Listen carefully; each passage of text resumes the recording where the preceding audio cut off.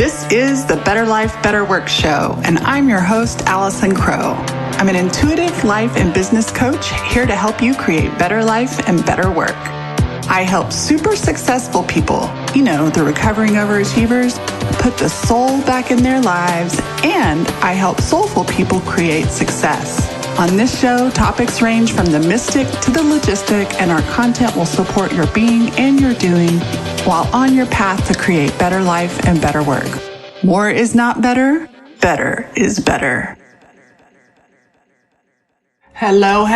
This is episode number 87. And probably, completely by the time it's published, we'll have a title. But right now I don't have a title. I'm supposed to be, what it says on my marketing calendar is talk about why I come to Camp Starheart. And I have quite a few other things on my mind. And so let's just see where we go today. The last 15 days have been massive as far as insight, behavior change, transformation, and cash flow. And yesterday was my first day of feeling that flow slowed. And I had some insights about it. And so, hello live viewers, hello replay viewers, and hello podcast viewers. So once again, we are recording live from Facebook Live because it's my show and I get to do whatever I want, right? Which leads me to this concept. I just got off of a one-on-one call with a client. I've had a couple of great coaching calls with my groups. I've had some one-on-one calls this week. I've had some serious coaching. And it's funny, I said over there the other day on Instagram, I was like, I have not been playing around on Instagram because I've been coaching and selling and coaching and selling and coaching and selling and coaching and selling. Oh, and having my own insights in between. And one of the things that's come up in a lot of coaching is this do what you want, except for nobody says do what you want. They're recognizing, and I've been recognizing, that we chronically do what we think we need to do to be loved or liked. We're chronically making ourselves small. We're chronically, subconsciously doing this thing, whatever these things are, to meet some of the core primary needs. So we want to feel safe. We want to feel connection and love. We want to feel security. We want to feel acknowledgement. What are some of the other core needs? And at my mastermind a couple weeks ago, one of my, Brandy Lawson is her name. She's amazing, Fiery FX. And Brandy had, one of the questions she would often ask other people in the room is, how does that keep you safe? And it's so true. How does not being the you that you want to be, all of yourself, doing what you want to do, not keep you safe? Because here's what I know about my audience.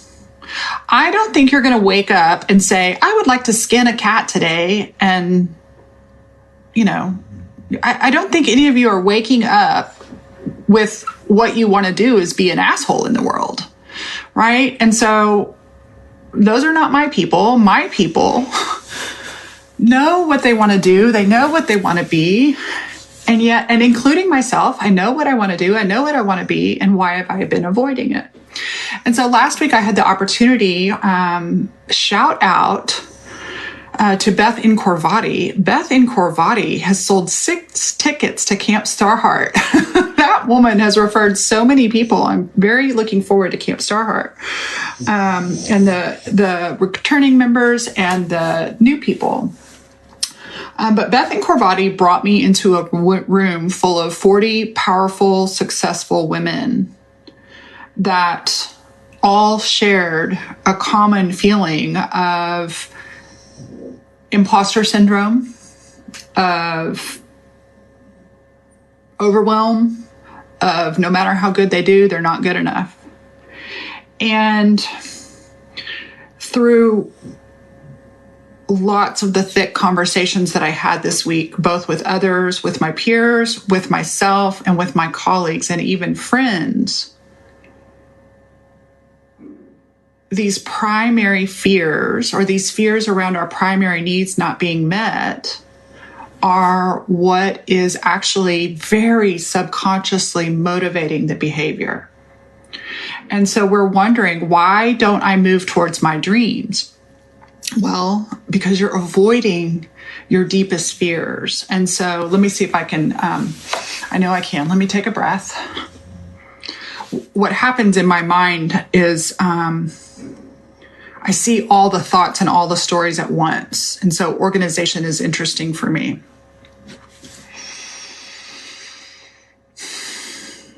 What many of us have realized in the last few weeks is absolutely a fear of success. And I don't think any of us would label that. However, we keep ourselves just big enough to feel like we're making some progress, and yet we avoid being too much, too good, too happy, too successful, too together. My coach said to us last week in a call, she was like, misery loves miserable company. And so you realize by being small, by being a victim, by being miserable, by being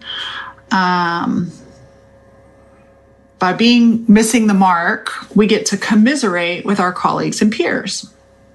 There's a theory called the crab theory, right? Like if one little crab, there's a bucket of crabs and one of the crabs starts to get out of the bucket, all the other crabs will pull it back down. And that's just kind of unconscious human nature. And so I want you to think about what would the cost, what do you make up in your mind that it would cost you to be brave enough to be you? And the question I asked my clients this morning, what I find is that most of the people that I work with, they are bumping up against a need for security and to be accepted. So the love and connection, they're afraid of rejection, which is the withdrawal of love and connection, or they are afraid of making a mistake that will shake their financial foundation, which they have mistakenly thought that their financial foundation is their security. Those are the two biggies that come up. So I asked on the call today for my clients, what would you be willing to go after your dreams if you knew you'd get rejected? And I have clients say this all the time, whether they're talking about work or talking about what they want in their life or their marriage or money, they're always like, oh, I'm afraid of being rejected. And I was like, you will get rejected. And they look at me like I'm crazy, that I'm not going, oh, no, you won't get rejected. Oh, no, you'll get rejected. You'll probably even get rejected publicly. I mean, like some bad shit is going to go down. And I want to know, would you be willing to go after what you want? Would you be willing to be your full self if it meant you were rejected and some bad shit went down? And most people stop there. What I want to encourage you to do is absolutely. So there's two different ways to play this in your mind. You can play this story in your mind of like, oh my God, I'd get rejected. And then you can fluff the story of how horrible it's going to be. Or you can use your powerful brain and go, yeah, worst case scenario, I have somebody publicly reject me, shame me, talk bad at me, and this is how I will handle it publicly and privately. This is how I will handle it in my mind. And so my clients and I have been talking a lot about identity this week. We've been talking about identity and habits that support that identity and results. And if you're not getting the results, it's because you're not doing the habits. And if you're not doing the habits, it's because you don't have the identity. And identity is something that we can change. Identity is just the thoughts that make up your beliefs, that are your worldview and your self-view. And so, let me take a sip of water. And so it's fascinating when we curiously and lovingly, without shit, shame, or blame, right? Like, just stop the self-beat, you guys. It's so fucking useless. Like, just stop. What if it didn't require a coach to stop talking poorly to yourself? Like, decide today, it's handled. I'm done being mean to myself. I'll tell you what that does for you. I'll just go ahead and clue you in. When you be mean to yourself, you keep yourself small so that you don't get rejected for having your shit together. Have your shit together. It's really fun. It's really fun. And so not only do I want my clients to have an identity of the good stuff, obviously, like, oh yeah, $1 million coach, what's her identity? And I begin to think about that. That's fun. Oh, what's my identity as somebody who eats well and who meditates and who moves their body well? That's really fun. That one's easy. But I want you to do this. I want you to have an identity for when problems come. Life is awesome and shit. And most of the awesome and the shit we cannot control. Right? Like, I have had so many clients that have buried parents this year, that have taken care of parents. I have clients that have lost children this year, or actually at the end of last year. My best friend just lost another nephew under the age of 25. This is just insane. Like, stuff happens. And we so need life to be good. I mean, I want life to be good too, but the reality is shit happens. They made a t-shirt about it in the 70s, right? Shit happens. And so who do you want to be when shit happens? Do you want to be somebody that hides from shit, that avoids it? Or when shit happens, when I get rejected, that does not mean you're going to create rejection, by the way. I guarantee you, if you are alive and have any kind of interaction with another human being, at some point you will experience rejection. This is not, you're not manifesting rejection. It's just a neutral experience of life, right? And so what if you decided, it's so funny, what's that phrase? Like, the only failure is the failure to plan. I don't know, I'm probably messing somebody's quote up. But what if you actually had a plan and an identity for when things were difficult? And I'm not saying this to control it, but we so often avoid even thinking about it. It's like, oh, wow, I have no idea. I mean, I've seen some of my people do it, but when my parents get to the stage where they can't take care of themselves, or when they pass, I don't know what it will be like. I don't think it will be easy, but here's what I do know. I do know that I love myself, I love my brothers and sisters, and we will figure it out. And that even though it might be difficult, it won't be horrible, right? And so it may be horrible, but it won't be horrible forever. And so I'm deciding beforehand when there are things in my business. Like, one of the things that's kept me from growing my business is like some identity story I have around having employees. I realize I haven't even let myself have a CEO mindset because I made up this horrible story instead of even beginning to see the possibility of course, if I have employees, sometimes I'm going to hire the right people and sometimes I'm going to have to fire the wrong people. And my need to be liked is avoiding firing people that don't even exist right now, by the way. This is how our brains do. And so what if I decide that, yeah, I'd actually like to invest in having some more people in my business and helping me do these things and spending more money, making more money. And yeah, sometimes I'm going to make great hires and it's going to work. And sometimes I'm going to make hires that don't quite fit. And what if I even hire a psycho? Now, trust me, I've experienced psychos in my life.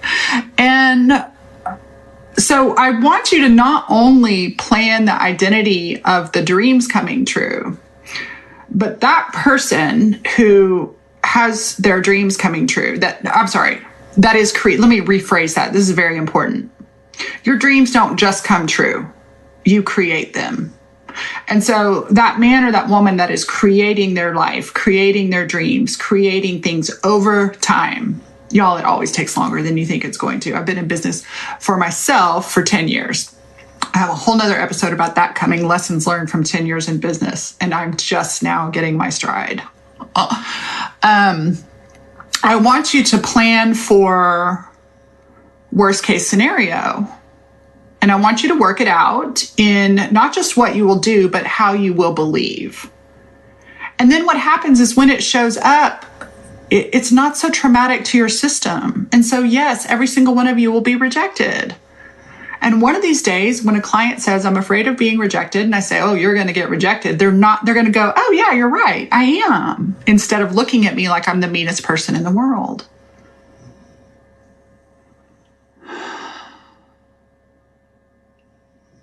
Most of us, including me, are not letting ourselves be as in the fullness of who we are, including doing and having, because we're afraid we can't handle it.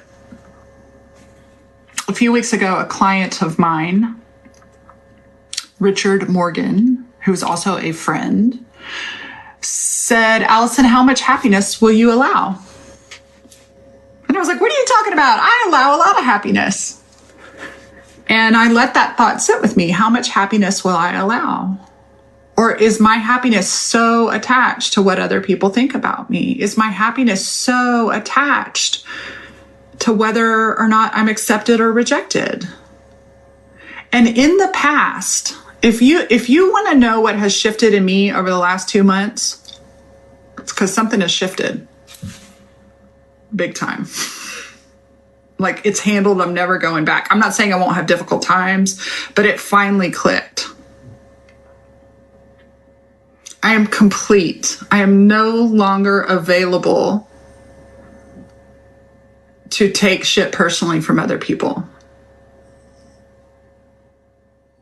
I am no longer available. That includes the good stuff too, right? My ego gets fluffed by the good stuff. But I'm independent of the good and bad opinions of others. I am independent of the good and bad behaviors of others. When somebody tells me, makes a choice and they try to bring me into it, it's none of my business. And I've heard that said for years. What other people think about you is none of your business.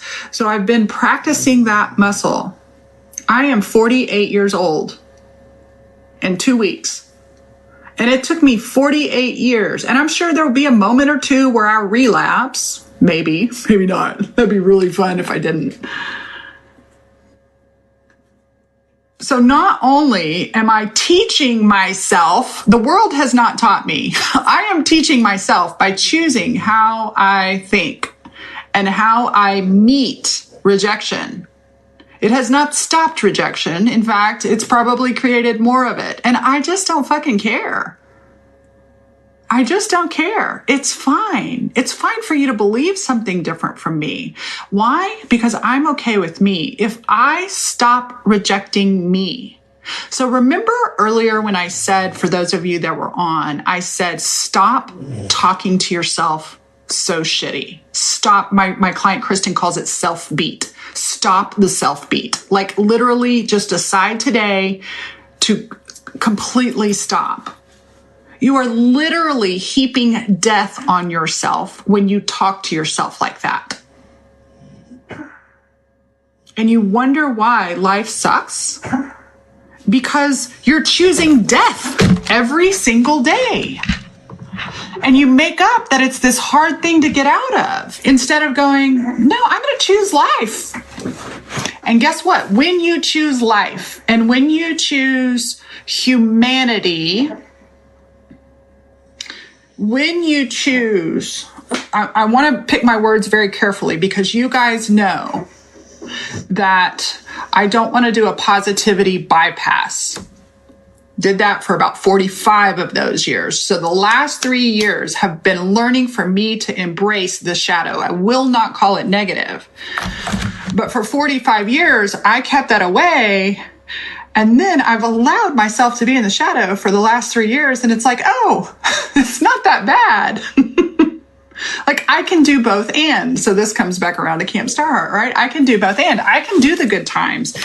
And the amount of energy we spend avoiding happiness, avoiding wholeness, of avoiding success, of avoiding the flow to come through. I did it to myself this week. So in my mastermind group where I'm the client, right now only my coach knows this. We have a Voxer channel where we have 3 different channels, one for support, one water cooler for just silly stuff, random stuff, and then one for wins. And people are sharing their wins all the time. And the other day, I don't know, it was 3 or 4 o'clock in the afternoon. I was done with coaching calls for a while. And I left a funny little message in my humorous way, like, what up, bitches? I'm sharing a win. Cash, motherfuckers. I'm sharing the win of cash. And I didn't say how much, but I had created a very large sum of dollars. That's what we call them in our family, doll hairs. I had created a very large sum of cash by 3:30 that day. I had written a lot of business. I had 2 clients tell me they were going to pay me in full. One of them said, not only am I going to pay you in full, I'm going to send you a check so you don't have to pay PayPal fees. And I was feeling really good about things flowing. And so I shared that. And then I noticed some of my colleagues were sharing that they were sick. They were having a hard time. It wasn't even business stuff. They were just sick, not feeling good. And by the time I listened to all theirs, I was laying in bed and 4 people registered for Camp Starheart. And so those are expensive tickets. And so after that message, I made another $6,000. And I diminutized my win. It was like I hit my level of how much joy I could have. And I realized this yesterday. I was like, why didn't I share that with them? And the little small voice in my head was like, oh, you better not share that. Everybody else is having a bad day. You can't be too good. And what I propose is that me being too good does not mean somebody else is not. Me having a really good day and fun day and high financial day does not take away from anybody else's whatever it is day. That those are both and allowed to exist. But what we do is we shrink back because somewhere along the way we were told that we would be rejected if we were too much. And so I had asked a question earlier this week and my client shared with me that question blew her mind and her husband's mind all week long. What was the cost of success? What's the cost of your past success? Last week, I know I told you to not look at the past, but I want you to do this in a loving, curious place. Like, oh, in the past, when I was successful, people made fun of me. When I had, as a 28-year-old woman, 120-pound, 5'10" body, and I worked as in a school with teachers, most of whom were older than me, and we'd sit in the teacher's lounge, and we'd all eat the food. We ate the food from the cafeteria, and we'd sit up there, and very often people would make comments about how skinny I was. And there was a ribbing. They were like, you should eat more. And I ate a lot. Trust me, I've always had a great appetite. But there was this like, I was too skinny. I needed to put some meat on my bones. And one day I remember, just in my immaturity, I lost it. And was like, I never say anything about how fat y'all are. Could you quit talking about my body? Because you're not being nice about it. And right, like for me, having the body that I loved, enjoyed, made me an outcast. And so I don't want to spend time with people who don't have the capacity for range. I want to spend, I love when my friends are doing fantastic, and I can hold space for when they're not. And that's just it's the boundary I set for myself. I want to be able to be my full self. And I love what my coach said. She said, take up space. And she's right. I can trust myself to take up space. I can take up space. I can tell those girls will be thrilled at the amount of success I've had this month. And I will be thrilled at the amount of success whenever they have it. And so not only do we have to take responsibility for letting other people have their thoughts and their opinions, and we have to give ourselves our own thoughts, opinions, and affirmations, but we also have to be willing to experience other people's range. And I think the more that we give it to ourselves, the more that we acknowledge and give ourselves permission to be range, to be both and is the theme of the Camp Starheart. And so in a roundabout way, even though my marketing person said, title this, why come to Camp Starheart? What we talk about at Camp Starheart, I remember one year when she was like, what business things am I going to learn at Camp Starheart? And I was like, nothing. You're going to learn identity stuff at Camp Starheart. Last year, the theme was becoming. The year before that, it was too much. Y'all realize that Camp Starheart was literally this event that I wanted to quit 2 years ago, and that the first year was born out of one of the biggest failures in my business is actually becoming the heart of my business. It's becoming the place where I gather people in my hometown to connect and talk about the deepest stuff in how you see yourself. And I don't need to tell them the math equation or the how to do their business. But if I help you see yourself differently, that's my job as a coach. I love strategy. I can strategy. I realized the other day, I channel divine strategy for people. It's weird. If I sit down and want to start typing it, I ain't got it. But if I'm talking to you and I'm feeling your energy and I'm hearing what's going on, the strategy comes out. The language comes out. Sometimes my clients are writing down the copy as fast as they can. I can't write copy on my own sales page for anything. But I think I can download this strategy. Y'all, that's not even the valuable shit. What's valuable is all of us realigning, check yourself before you wreck yourself. If something's not working, not from a place of judgment, but if something's not working, where are you out of alignment with your thoughts and beliefs about yourself, your identity? If you want a book on this, so one of the things that's really helping me get clear, because he took the time to write it so well, is this book by James Clear, Atomic Habits. And I cannot tell you how long I've had this book on my Audible, and I was like, oh, that's a dude book. I don't want to read it. And he's actually really clear, and he talks about in the beginning. Last year at this time, I did a podcast on identity. I mean, it's been an ongoing theme. Another book that I really like, The Last Word on Power by Tracy Goss. She's here in Austin, I think. A lot of the coaching I'm done, but here's what's funny, y'all. It's taken me, I've been a coach this is my 15th year of coaching. This is my 10th year of owning my own company versus working for somebody else. And I'm just now, I've known all this stuff, but I've been repeating it and learning it so much, I'm actually living it. My identity, how I see myself, is different than it was 2 months ago. And so James Clear talks about identity. He talks about habits, and he talks about the results, right? If you have any kind of coaching training whatsoever, you may have heard programming equals thoughts, equals feelings, equal actions, equal results. Well, programming is the same as identity. It's the way we see the worldview. It's the way we see ourselves. And it's interesting. Before I started, I'm not full keto right now, but I'm definitely way lower carb.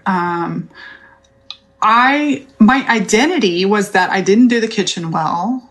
This is the identity I claim for myself. And I was macaroni and cheese. If you had told me that I would go 2 years without having macaroni and cheese, I would have thought you were insane. that's how much I identified with it. And so it's interesting. I noticed just yesterday, okay, I'm going to tell a story. This is an embarrassing story. Some of you know this from last year. I had this beef with Rachel Hollis. Rachel Hollis has never done anything to me wrong. I don't even know her. I just see her online, and I don't want anybody saying a negative word about her. I need to let you tell the story. You do not need to say something bad about her to make me feel good. But for some reason, Rachel Hollis got under my skin. I love to watch her, but I hated to watch her. And I knew last year that I was jealous. I was jealous when she moved to Texas. I was jealous when she got a ranch in Texas and had her pool. And then I was jealous when she went to Dripping Springs and created this cute little office full of these people working. And at some point I got so jealous, I didn't know how to own my desire. It was easier to feel jealousy and irritation about sweet Rachel Hollis than it was to own Allison. You want what she's got. And it was easier for me to stay small than risk seeing myself as bigger. And so yesterday, as I was talking to my coach, I had actually written down in my journal recently, I was like, why am I so pissed off at Rachel Hollis? Because she's never done anything to me. But I love when I get pissed off. When I get irritated by somebody, to me, that is a clue to look a little bit deeper. How am I holding on to a shitty identity because I'm denying my desire? And so yesterday, I had so much fun. I decided, I went and looked at the Hollis Company, and I looked at Rachel Hollis's feed, and I looked at her website, and I just decided to not be irritated by anything. I was like, what if there's something on there that actually inspires me, a shift in my identity? And one of the things at some point, I think on the Hollis Company, it said, there was like one of their journal pages, and they had written it out like every day, we'll be thankful for these things. And there's a list of things that you've created or celebrated. And one of them said, we give $2 million away. And I was like, ooh, that zings. Like in my identity, if I start thinking about the identity of CEO Allison instead of solo business owner Allison, like, who is CEO Allison? What are not just my personal values or my program values, but what are my company values? She and her husband on the Hollis Company had a video about their company values, and I listened to that thing twice, and I was like, ooh, I like that. I like that. Instead of hating her, once I owned in my own identity what I desire and realized that my habits weren't aligned with it. I've always had the desire, but my habit was to be bitchy about it instead of owning it. Then Rachel Hollis became a source of inspiration, not a source of like, I can copy, but like, oh, she's gone before me. She has a product line. Do I want a product line? I don't know.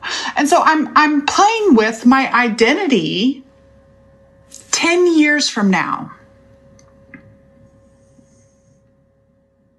And what I've been doing, this is in reference to the last week's episode, is I accidentally have been going back to my old identity, how things were in the past. Ding, ding, ding, ding, ding, ding, ding, ding, ding. In January, if I had a theme for January, it's handled. And what if it doesn't have to take you 10 years?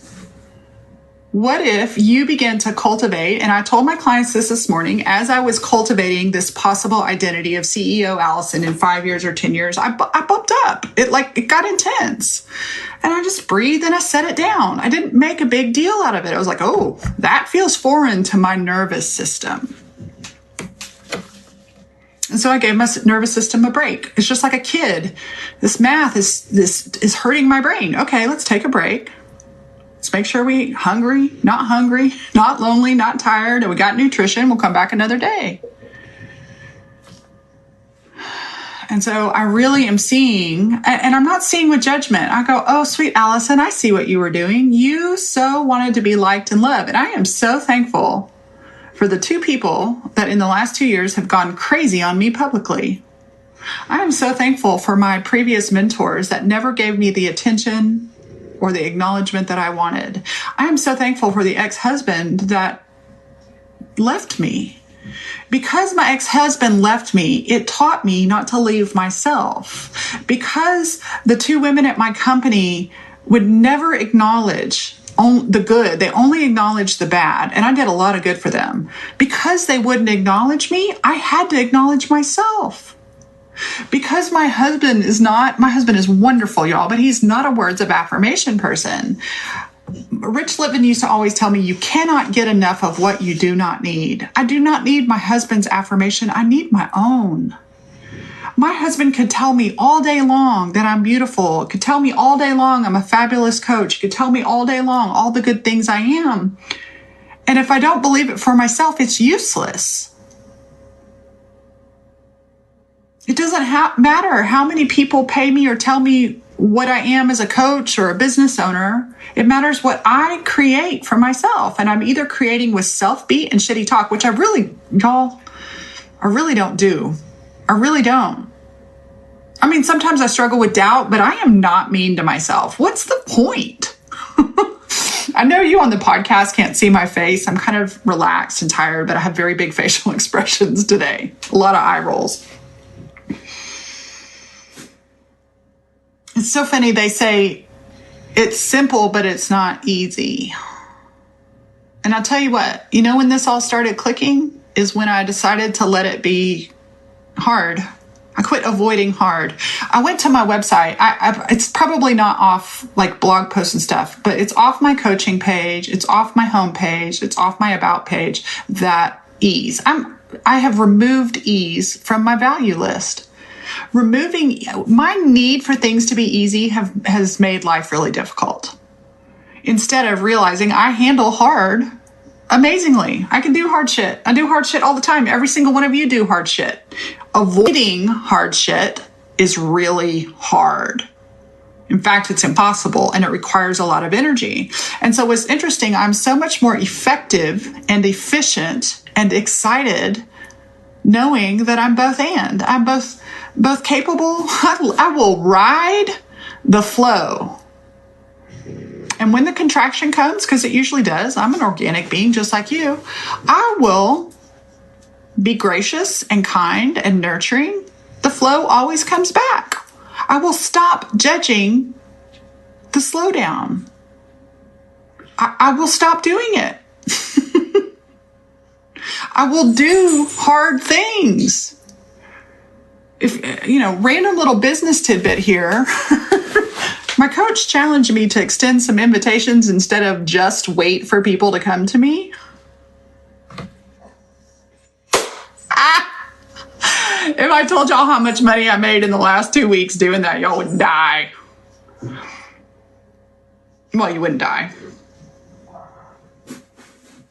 I wrote $60,000 of business on top of regular business by asking. And that's $60 gross revenue to me for asking, inviting, letting people know I was creating something special and I wanted them to be a part of it. I was uncomfortable doing it. And when I said, I don't do hard things. No, I just need business to be easy. It just cracks me up. Okay. So thank you for letting me ramble. When you think you've gone deep enough, I guarantee you there's a deeper layer. And the deeper layer is what emotion are you avoiding? And how do you turn that around and embrace that emotion? Right? So I'm not about fuck your fears. I'm also about soothing your fears. And once your fear is slightly soothed, I'd actually like you to solve your fear. I want you to solve the problem you fear the most. There's the title. Solve the problem. Let me write that down. This is the other thing. You guys, you can create professional things in process. Solve the problem you fear the most. You know what that's called? That's called a system. It's so funny. I used to think I'm not a system person. I'm totally a system person. When people call me and ask me about setting up They want to know about building a membership. And they want to pick my brain for building a membership. So number one, I have a podcast out there from a year ago, 11 things I learned by creating a membership site before I was ready. But one of the things I did when I created that membership is I went to the identity of the woman that had the membership for a year. I did not create it from the place, from the mindset, from the identity or the beliefs or the cash of the woman today, or the woman, in 2017. I created it from December 2017.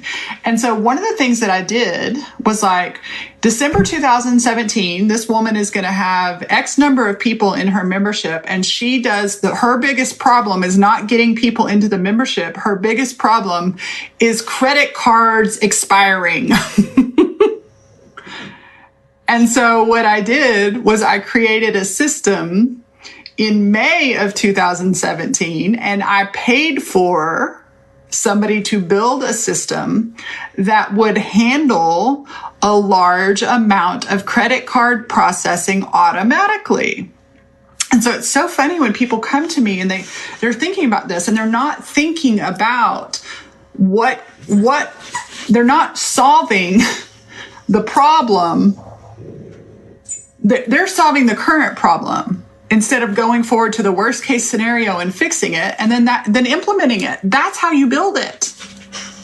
That's how you build it. And anything I've wanted to create, I have been so looking over my shoulder saying, I've been in my past identity. Oh, in the past, it's always done this. Oh, in the past, it's always screwed up. Oh, in the past, it's always whatever. And I'm laughing because I'm so amused at myself. And so now it's like, oh, okay, this is work. It is work for my brain to see something it's never seen before. However, my brain is brilliant. Your brain is brilliant too. And instead of saying I can't see it, I go, well, if I could see it, what does she look like? What does she think? My clients know this. A year ago at Camp Star Heart, I declared that I'm a woman I'm becoming a woman who allows high-level help. Well, I'm there now. I allow high-level help. And so now it's like, oh, how much more high-level help can I get? Wow. So instead of being afraid of spending $7,000 a month on my business, I'm like, what if I spent 14? What's possible if I doubled that expense? It is so much more fun to consider what's possible if I double my expenses than it is to be in the fear of that I'm spending too much. Why is there a fly in my house? I don't know. I hope you're getting something from this little riff on solve the problem. And don't just solve the how-to, solve it from the identity, which is what you think, what you believe, how you respond. And then solve it from the habits. Because if you have belief without habits, you just got a fantasy land. You've got to have habits. And habits, James Clear calls them habits. They're your practices. They're the things you do on a regular basis. Habitually, I solve problems. Habitually, I walk. Habitually, I work on meditating. Habitually, I'm mindful when I'm eating. I don't just eat willy-nilly. I don't always eat perfectly, but if I have a fucking cheeseburger, you bet it was a mindful choice. Habitually, I journal. Habitually, I set myself up and pay to be in the room with amazing women. I habitually stretch myself. I habitually decide to do things I've never done before just to see if I could do them. I habitually pay money to be in rooms with people who are smarter than me, better than me, or who can see my shit. And I am learning to get feedback. And I'm becoming a woman who habitually says, oh, who can we hire to do that? Because I don't need to be doing it. I'm the CEO. I need to be coaching and coaching myself, coaching my clients, and coaching my team and visioning. And somebody else can execute the vision. I used to have the identity of somebody who had to do it all herself. That's great. It just kept me doing it all myself. So I love you guys. I appreciate you. I appreciate you live viewers. I appreciate you replay viewers. And I appreciate you podcast listeners. I do want to invite you to come to Camp Star Heart. I'm actually almost sold out, thanks to Beth. What was fun is Beth had those 4 clients that came that day, and then a few later came the next day. And so the recording of this episode is on March 27th. I think it's going to be released on March 1st or 2nd. I don't know what the days are.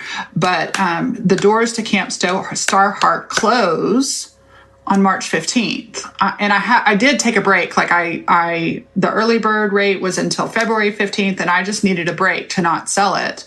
And a lot more tickets have come through. Already making adjustments for the room. And so if you want in, hi, Heather, I see you, right? She's one of the newbies coming. And so if you want in, get in now. We have got to be very close to filling up the block. What we do at Camp Star Heart, it's not like anything else. And I will be with you in play. I will be with you in depth of heart. I guarantee you will come away seeing yourself as a different human being. Your identity will shift and you will be able to come home a new person. So campstarheart.com is where you get your ticket for that. Campstarheart.com is where you get your ticket for that. So marketing coordinator, I did end up inviting to Camp Star Heart and talking about Camp Star Heart. Shout out to Elise, who I see is here hitting thumbs up. Elise Rich is my magic podcast producer. I appreciate her. She's kind of gotten some recognition and fame in her own right. Congratulations to Elise and her wife, Maria, who are bringing community and music and acceptance and tolerance to the LGBTQ plus community in Costa Rica. I am honored to have that badass woman on my team. And that's it. Thanks for spending time with me today, you guys. If you liked this, share it with somebody you love. That's what you can do for me. You can start sharing my work with somebody you love that you think would enjoy it or benefit the way Beth and Corbatti did. Beth and Corbatti went straight to selling. But if you want to share my podcast, share my page, share my list, whatever it is, I would totally appreciate that. I love you. Let me know what you learned from this podcast today. Bye, you guys. As always, thanks for listening. Totally appreciate you thinking about somebody who might really love this episode and you sharing it with them. Also, I always appreciate your reviews. It's like podcast currency. It's like a tip in the jar saying thanks.